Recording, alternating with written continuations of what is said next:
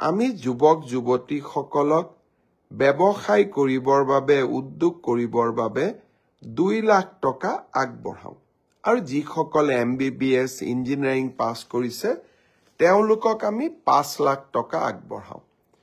যোৱাবাৰ আমি 25,000 যুৱক যুৱতীক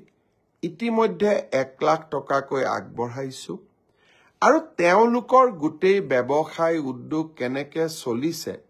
তাক সৰজমিন ভাবে তদন্ত কৰাৰ পিছত 2025 চনত তেওঁলোকক আমি আৰু 1 লাখ টকা দিবৰ বাবে চেষ্টা কৰিম এতিয়া হৈছে নতুনকৈ আবেদন কৰা ইতিমধ্যে 1,54,000 যুৱক যুৱতীয়ে নতুনকৈ এই আত্মনিৰ্ভৰ অভিযানৰ বাবে আবেদন কৰিছে এই বছৰ আমি ৭৫,000 যুৱকক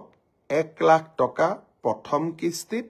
দ্বিতীয় কিস্তিত 1 লাখ টকাকৈ আগবঢ়াম ইতিমধ্যে যি 1,54,000 যুৱক যুৱতীয়ে পঞ্জীয়ন সমাপ্ত কৰিলে এতিয়া তেওঁলোকৰ বাবে আবেদনৰ সময় আৰু তেওঁলোকে অহা 1 জানুৱাৰীৰ পৰা আবেদন কৰাৰ সুবিধা পাব 1 তাৰিখে অহা 1 জানুৱাৰী তাৰিখে আমি